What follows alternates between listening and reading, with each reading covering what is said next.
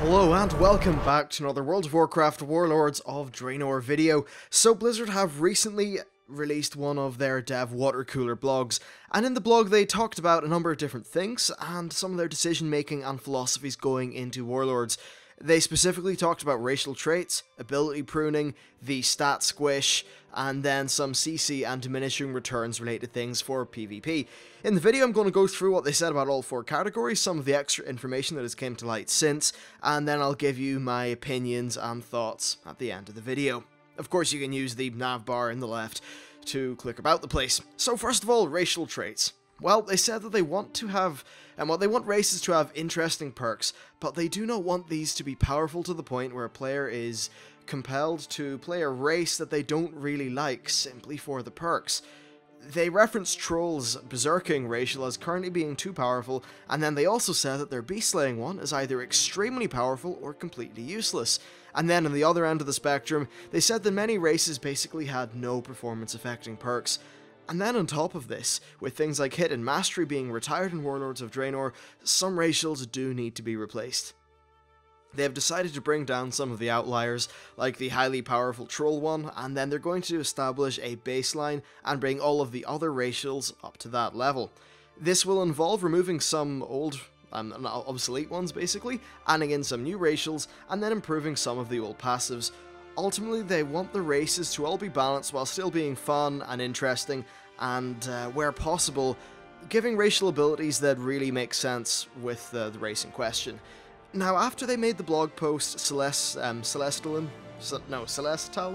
I was always pronouncing him Celestian, but it turns out that's wrong, actually, when I looked at his spelling. You know the guy. He spilled the beans on a few different classes. So, first of all, for the undead, they're actually getting a few changes. Not a great deal, but Touch of the Grave's scaling rate has been tweaked a little bit, and Will of the Forsaken is now a 3-minute cooldown up from 2. For the Worgen, all we know so far is that Darkflight is unchained. For humans, we know that the Mace and Sword racials are gone, and the Human Spirit racial will become a +X to 2 secondary stats of your choice, and they are currently evaluating the Everyman for Himself ability. As for the Draenei, Holy Presence is now +X to a primary stat, and Gift of the Naru will heal for the same amount, but over 5 seconds. Then for Night Elves, Quickness is now a 2% passive movement speed increase, and Touch of a Loon will give a 1% haste buff at night and a 1% crit buff during the day. For Orcs, Axe Spec is gone, Hardiness is now at a 10% stun reduction down from 15, and Blood Fury is unchanged. For Blood Elves, they will now get a 1% crit passive, and Arcane Torrent will give you 20 runic power, 3% mana, or 1 holy power, probably the same with other resources for things like focus and energy. And then for Trolls, Berserking is down to 15% haste from 20. Now they are not complete changes for any of those classes, and there's still more to be announced. I'll probably compile everything that Celestian says over the next, or Celestalin, whatever, says over the next few hours in a video tomorrow, perhaps the day after, so do stay tuned to the channel.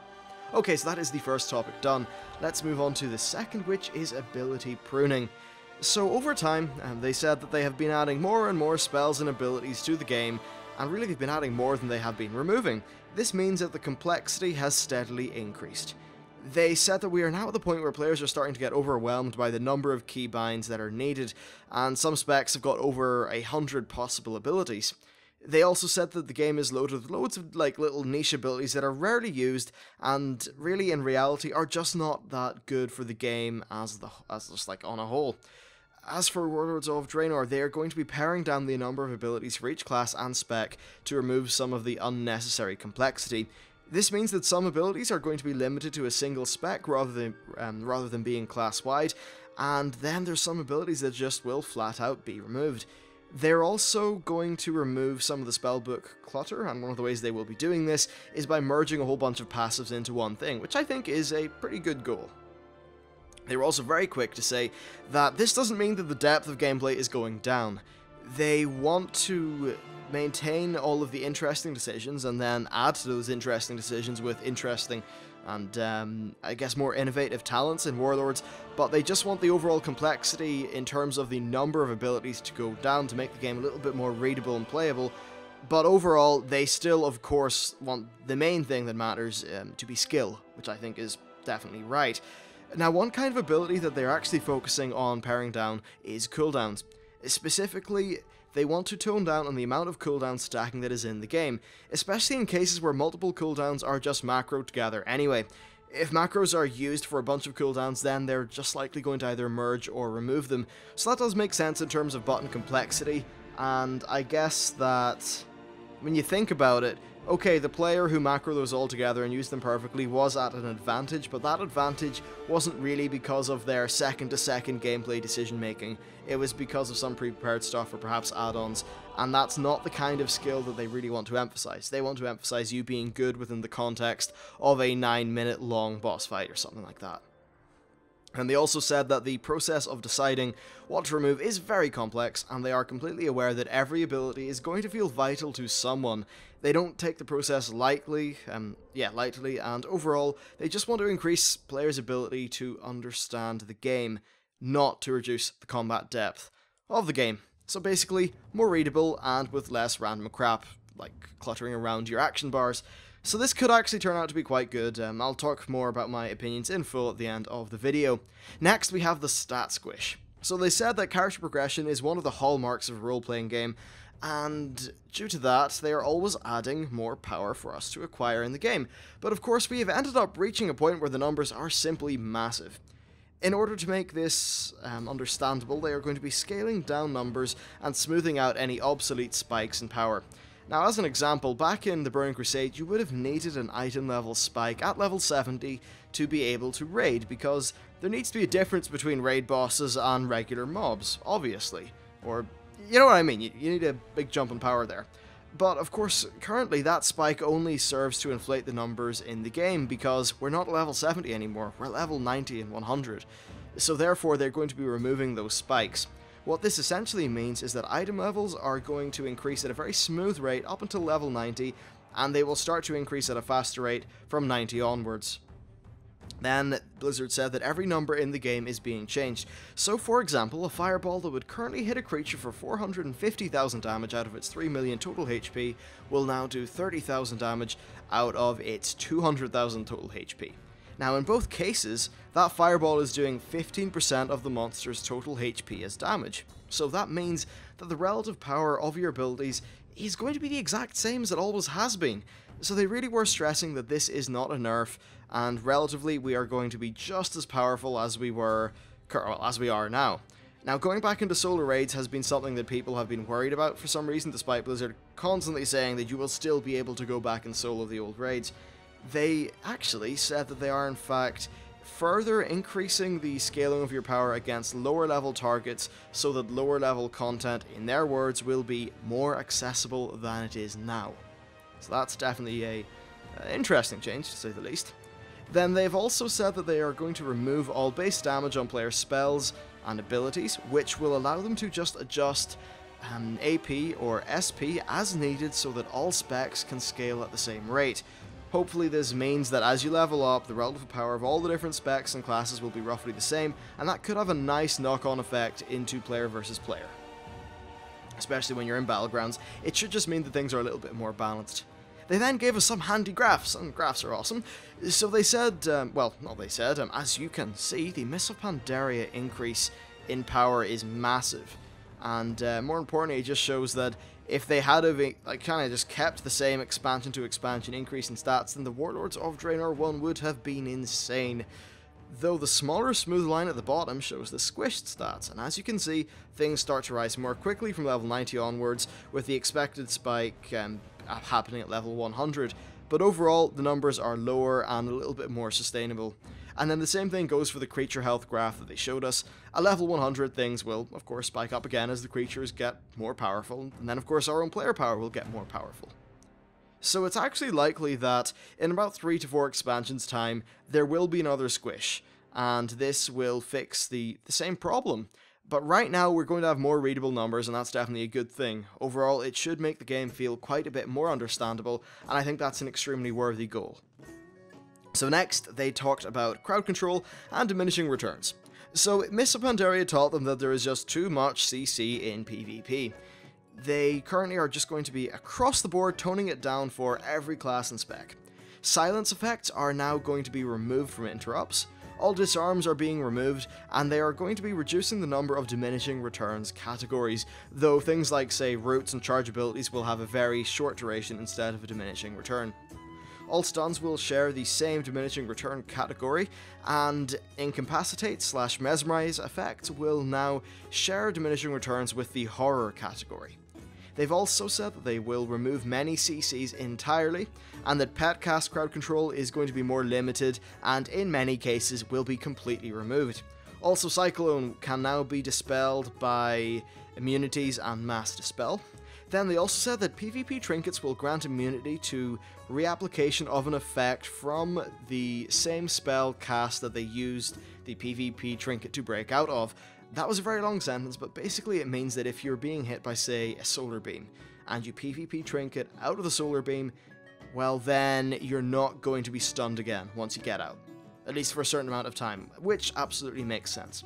They also said that long fears are going to be a little bit shorter in PvP than they are now due to the benefit of fears changing the target player's position. And finally they said that they are going to be reducing the number of throughput increasing cooldowns and procs to reduce burst damage. Overall, these PvP changes are rather interesting, and well, that's basically all they talked about in the blog, so now you're going to be staying on and hearing my opinions and things, so woohoo. So first of all, I'm going to talk about the stat squish. First of all, the great thing about this is that it will be more readable, and I think readability is very important, and when numbers are readable and easily just sort of pleasing to the eye, it just makes the game overall be a little bit, I guess, easier to sort of process in your brain, which hopefully should just increase the playability of the game, and that's definitely a nice thing.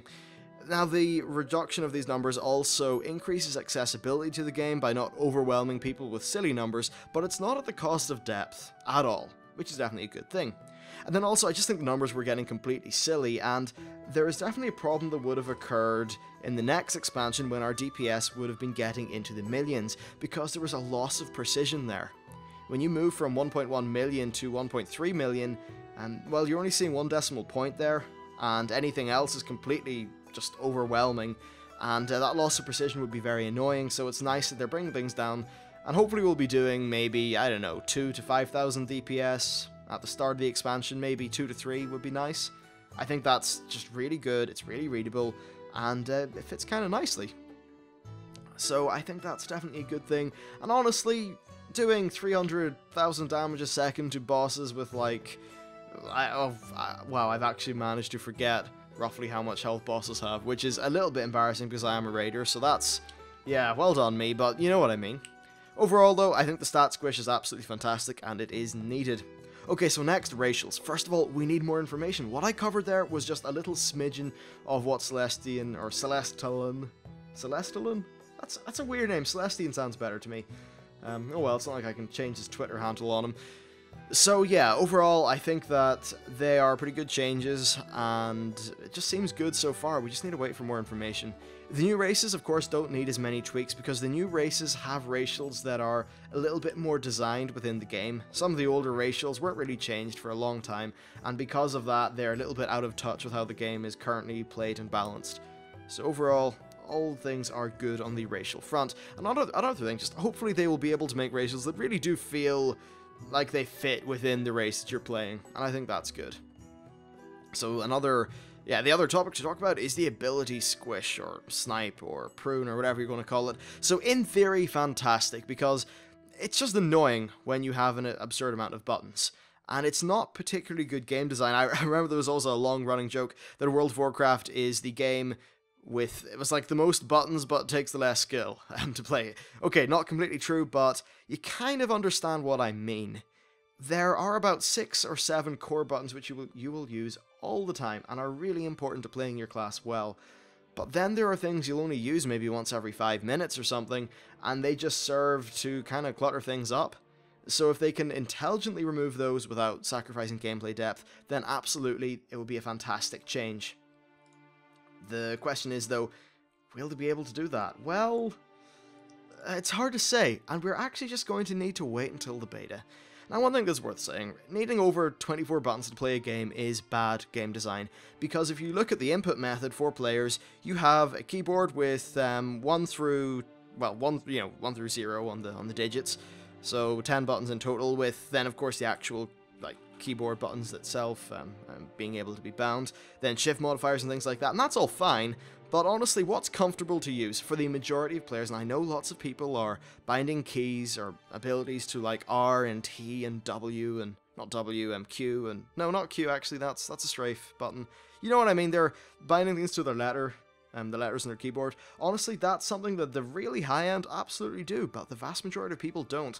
Personally, I have a Razer Naga, so I don't need to, but really what is readily accessible is 1 through 6, in my opinion. Probably more 1 through 5 with a shift modifier, so that's about 10 buttons. So right now, people, I think, are fine using their core abilities, but it's just the extra kind of stuff on top that's causing an issue, so if they can remove that stuff on top, then fine. Of course, I'm not saying limit it down to 10 buttons a class. That would be absolutely god-awful. But for an example, right now, I have, on my Razer Naga, 24 buttons that I can access extremely quickly with no real thought needed. And honestly, I need more than that. I actually use 1 through 12 with a shift modifier, giving me 24 keys. Then I use 1 through 6 with an alt modifier, which I know sounds really weird, but I don't know, I'm just comfortable with it. So that's 30 keys, and I still need 1 or 2 more abilities to be bound, so that's 32. I think there is a bit of a problem there. So hopefully they can do this right. It just needs to be very careful. Then another thing also, I hope they don't remove some of the commonly used flavor abilities that are unique and kind of utility giving to a class. So like a Hunter's Deterrence or a Hunter's Disengage, a Warlock's Portal, various things like that are fun, they add lots of flavor to a class, and they absolutely cannot be touched. Okay, so next, PvP stuff. Well, I think all's good in this front, because crowd control was getting absurd. Choosing when to crowd control will now matter a lot more, and this will mean that the more intelligent and skilled players should perform better in Warlords of Draenor, because if you have a whole bunch of people, which all have a greatly more limited resource, then the people who use that limited resource the best will perform the best. So if you're really good at your CCs and you're timing them up well with key enemy cooldowns and things like that, then overall you should do well. And then another nice thing about this is that it means that you can't just completely lock down one character for 25 seconds and nuke their friend down, which is really not, like, it is coordination, but it's not a great depth of skill.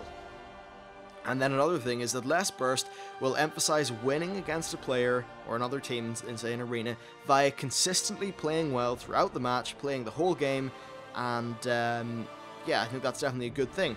It will hopefully reduce skill-less one-shot macros, because I know that as satisfying and clever a one-shot macro is, there's no skill there because you're just hitting one button when you target a dude. Maybe there's a little bit of skill and timing when you use it, but overall, I don't think that's what they really want. They want players to just win by playing pretty well all the time and outplaying the opponent for the majority of the match, so that should hopefully happen. Anyway, so we definitely need to see more information on pretty much all of these topics when we get into the Warlords of Draenor beta, which honestly should be within the next fortnight. Do let me know what you think of the topics in this video, and just be sure not to jump to conclusions, because, dear God, that won't help anyone. It'll just lead to lots of noise that's not really of much use. So yeah, intelligent discussion, absolutely do it in the comments. And that's really it for this video. If you want to support the channel, you can check out my Patreon page, my Twitter links, and all those kind of various things are in the video description. That's it for the video. Thank you very much for watching. I hope you enjoyed it, and I will see you next time.